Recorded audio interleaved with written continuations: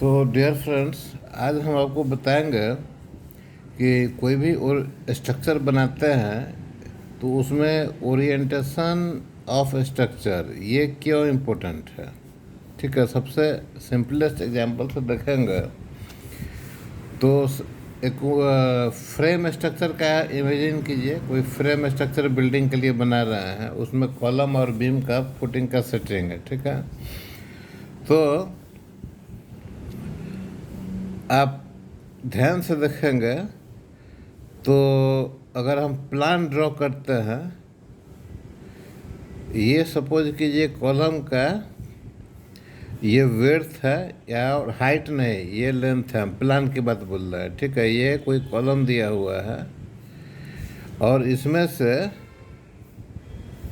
ऐसा originally design किया हुआ है बीम का, इस ढंग से बीम निकल रहा है। ठीक है, फिर दूसरे कॉलम में जाकर इस साइड में ये अटैच हो रहा है। ठीक है, ओरिजिनल ऐसा दिया हुआ है। ठीक है, अब ओरिजिनल ऐसा दिया है लेकिन गलती से ये बन गया ऐसा। ठीक है, ऐसा बन गया और फिर बीम यहाँ से निकला और दूसरे कॉलम में अटैच करता है। ठीक है, दूसरा कॉलम अटैच करता है।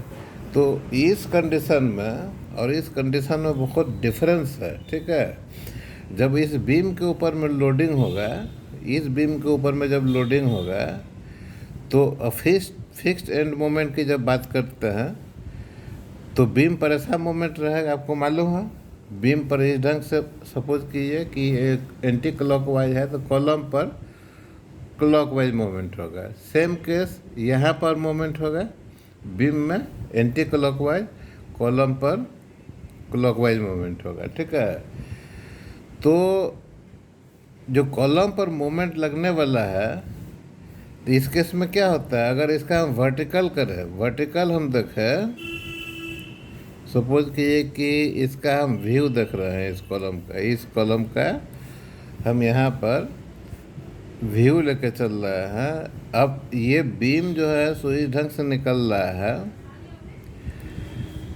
अभी हम एक नंबर का बात कर रहे हैं, इसका और इसका। तो इस बीम पर ऐसा मोमेंट लग रहा है, इस कॉलम पर ऐसा मोमेंट लग रहा है। ठीक है, अब इसका प्लान कैसा है,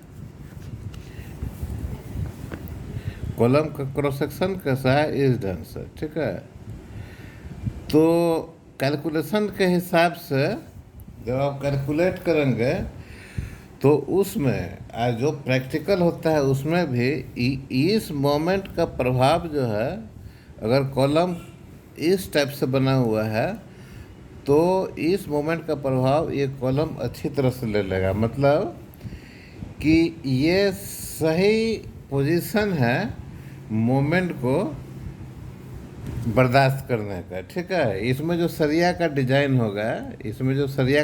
होगा, खास करके वर्टिकल सरिया का, जिस एरिया में मोमेंट अधिक लगता है, मोमेंट जहाँ पर अधिक लगेगा उस एरिया के हिसाब से कॉलम में भी सरिया वर्टिकल का डिजाइन किया जाता है, प्लस स्टीरप्स का भी। तो इसमें जो सरिया लगेगा और इसमें जो सरिया लगेगा, अगर उसका कंपेयर करेंगे तो इस तरह के पोजीशन में सरिया अधिक लगाना पड़ेगा। ठीक है, लेकिन एक अच्छा डिजाइनर जो होगा सो हमेशा ये वाला फिगर जो है, ये वाला ड्राइंग जो है उस हिसाब से स्केच करेगा। ठीक है, ओरिएंटेशन का। अब इसमें ऐसा भी हो सकता है, वीडियो बनाने का मतलब ये है कि आप लोग ये समझ सके कि जो ड्राइंग में दिया हुआ है उसमें ओरिएंटेशन ज़रूर देखें। ये चीज़ है, एक कॉलम यहाँ हो सकता है, मान लीजिए कि ये 4 कॉलम का सेट है। देखिए कितना इम्पोर्टेंट चीज़ होता है, नहीं तो बिल्डिंग डैमेज हो सकता है। ये बीम ऐसे जा रहा है। ठीक है, एक बीम इसको भी कनेक्ट कर सकता है, इस ढंग से भी कनेक्शन हो सकता है और यहाँ कनेक्शन है। ठीक है, ये ड्राइंग है आपको, तो आपको इसी ढंग से बनाना है। अगर क्रॉस सेक्शन में चारों साइड बराबर है और सरिया का रिइंफोर्समेंट का ओरिएंटेशन एक जैसा है, तो आपको दिक्कत नहीं है। लेकिन अगर साइड्स अनइक्वल है क्रॉस सेक्शन में, तो ओरिएंटेशन का ध्यान रखना ये बहुत ही ज़रूरी है, क्योंकि अगर ये सही ओरिएंटेशन के सापेक्ष में अगर आपने ऐसा बना दिया तो बहुत बड़ा गड़बड़ी हो जाएगा। ठीक है, तो ड्राइंग में ऐसा दिया तो ऐसा ही बनाने का। तो ओरिएंटेशन जो है सो हम देखेंगे कैसे, ओरिएंटेशन कैसे देखेंगे। ओरिएंटेशन देखने के लिए आपको ड्राइंग में नॉर्थ डायरेक्शन देखना है। जो भी ड्राइंग बना होगा फाउंडेशन का या कॉलम का, तो आपको नॉर्थ डायरेक्शन देखना है। अब जो ड्राइंग में ड्रॉ किया है वो आपके लिए नॉर्थ डायरेक्शन में के रेस्पेक्ट में बनाया गया। जैसा ऐसा कॉलम कोई शो किया है, नॉर्थ डायरेक्शन ड्राइंग में कॉर्नर में होगा, ऐसा शो किया। तो इससे आप आराम से पता कर सकते हैं कि शॉर्टर साइड किधर है और लॉन्गर साइड किधर है। ठीक है, उसी तरह अगर इस ढंग का दिया हुआ है तो इससे पता चल जाएगा। ये set of drawing, set of columns में होगा। जैसे एक कॉलम यहाँ, एक कॉलम यहाँ, इस ढंग से कहीं से आपको आराम से पता चल जाएगा।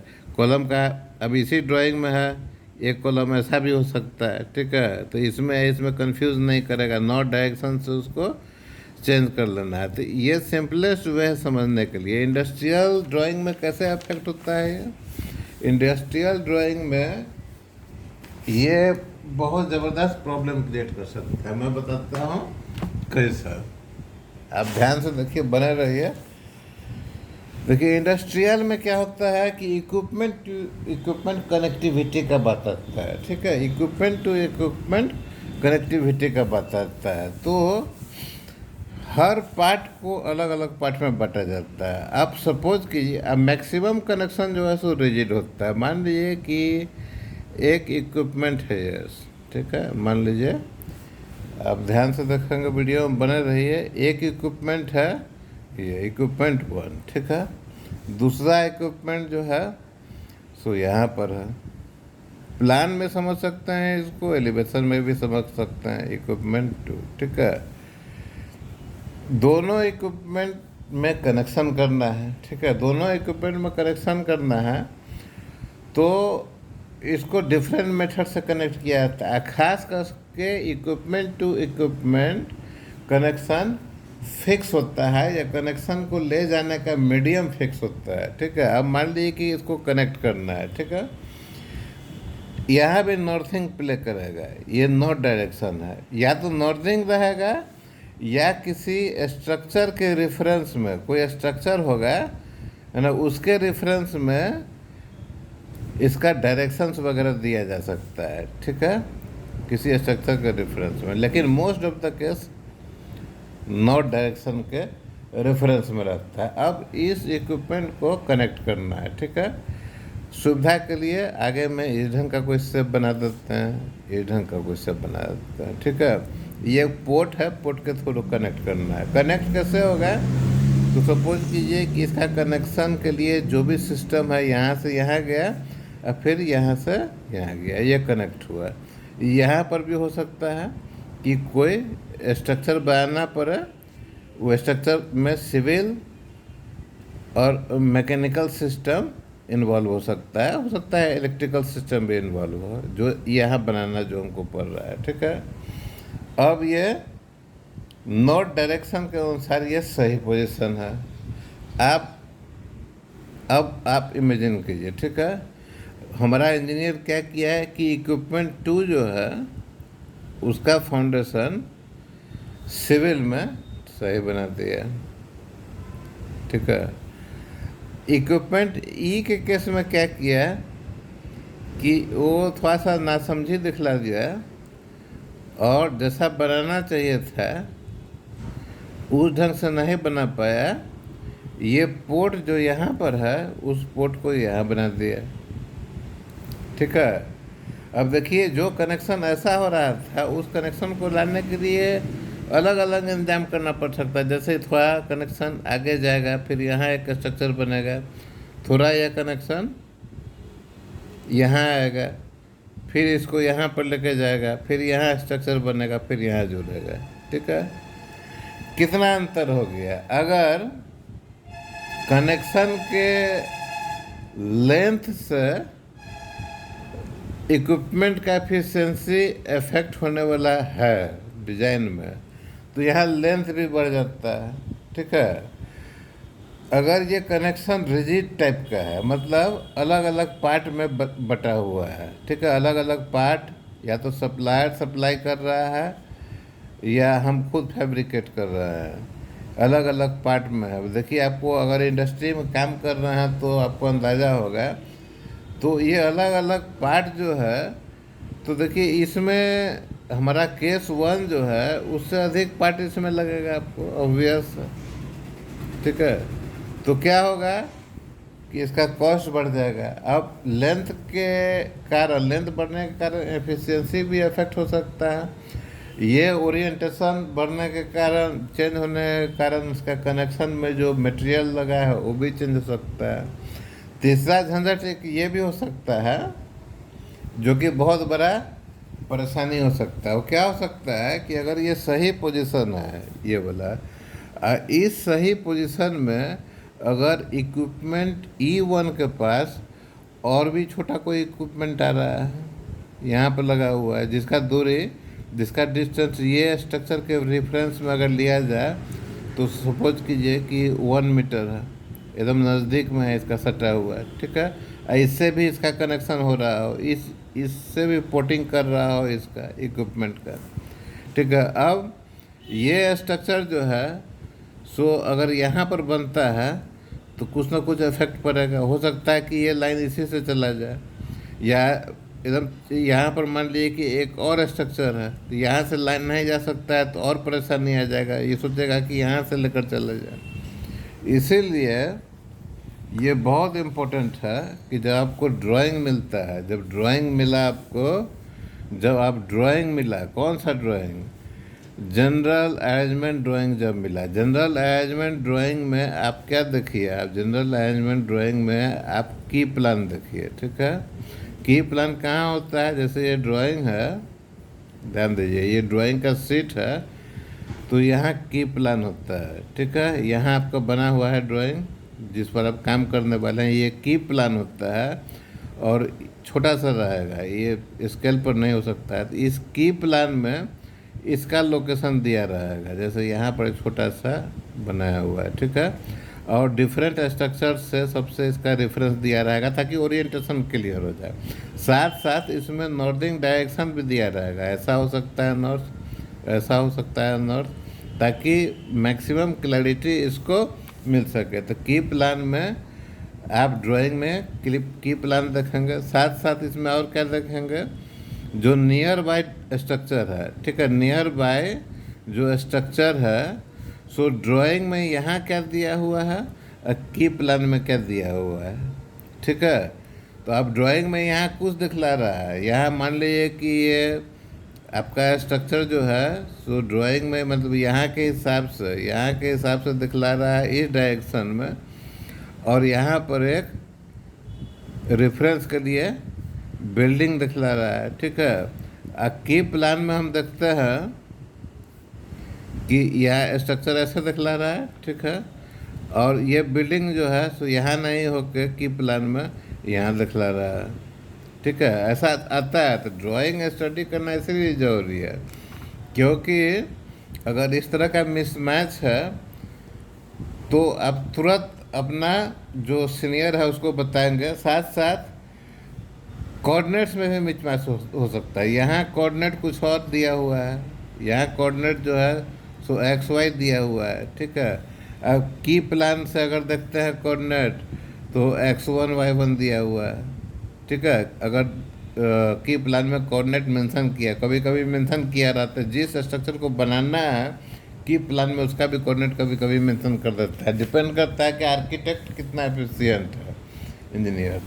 तो इसीलिए ओरिएंटेशन बहुत ही इम्पोर्टेंट चीज़ है। ओरिएंटेशन अगर गड़बड़ हो गया तो मुसीबत खड़ा हो जाएगा। ठीक है, तोड़ फोड़ होगा और नौकरी भी जा सकता है, कॉस्ट बढ़ेगा अलग हो जाएगा, लेकिन टेक्नोलॉजी अगर गड़बड़ हो गया है, ठीक है, अगर ओरिएंटेशन चेंज होने के कारण अगर एफिशिएंसी कम हो गया, स्ट्रक्चर खराब हो गया, तो बहुत गड़बड़ हो सकता है।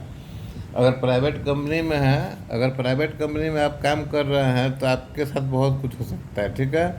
आपका साइट चेंज कर सकता है, साइट चेंज हो जाएगा, आपके ऊपर एक दूसरा इंजीनियर को ले आकर बैठा देगा, ठीक है, या आपको क्या करेगा कि बोलेगा कि भाई आपसे ये काम नहीं हो पाएगा, लेस इम्पोर्टेंट काम जो है सो आपको दे देगा करने के लिए, है ना। आपको प्रमोशन नहीं मिलेगा, मैनेजमेंट के नज़र में आपका इमेज जो है सो खराब हो जाएगा। तो ये सब चीज़ का ध्यान रखना है। ड्राइंग स्टडी करना है ना। तो ड्राइंग कैसे स्टडी किया जाता है, हमारा क्लासेस है, हमारा ट्रेनिंग का शेड्यूलिंग होता है। स्टडी ऑफ ड्राइंग बेसिक का सिलेबस में दिया हुआ है। तो ड्राइंग को स्टडी करने के लिए क्या क्या ज़रूरत है, क्या क्या पॉइंट रखना है, उसमें हम बताते हैं। हमारा जो चैनल है उसके थ्रू आप जाइए। चैनल क्या है, www. ठीक है, technodigital.co.in, इसमें जाके देखिए, ठीक है। हमारा व्हाट्सएप नंबर है 8942889941। ट्रेनिंग के लिए इस पर संपर्क कीजिए। नहीं मालूम है तो आप सीख जाएंगे और अपने जॉब में, जो भी जॉब कर रहा है या जॉब में, जिस जॉब में जाना है, आपसे इंटरव्यू में भी क्वेश्चन पूछ सकता है कि किसी भी स्ट्रक्चर का ओरिएंटेशन का क्या इम्पोर्टेंस है, ठीक है, इंटरव्यू में पूछ देगा। क्योंकि वो जानना चाहेगा इंटरव्यूअर कि आप कितना डीप में जाकर ड्राइंग स्टडी करते हैं और उसको एग्जीक्यूट करते हैं। तो आज के लिए ही ये वीडियो बनाया गया था और यहीं पर ये वीडियो ख़त्म होता है। थैंक यू, धन्यवाद।